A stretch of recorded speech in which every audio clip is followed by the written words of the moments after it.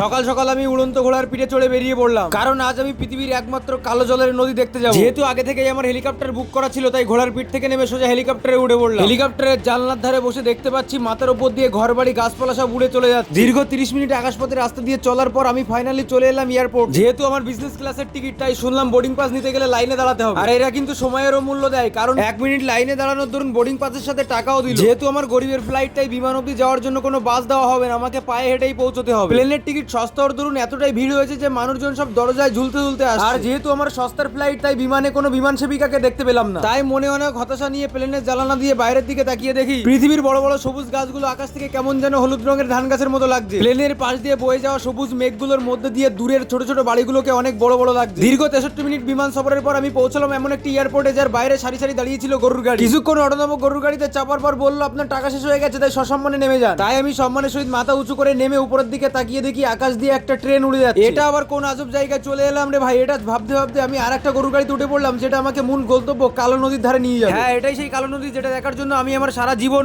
এর প্রায় 2 ঘন্টা অপেক্ষা করেছি। আর এই নদীর কালো জলের যে কি দারুণ দুর্গন্ধ, সেটা তোমাদের আমি বলে বোঝাতে পারবো না। তাই এই নাটকটা আমি এখানেই শেষ করছি। তোমরা সবাই ভালো থেকো, সুস্থ থেকো।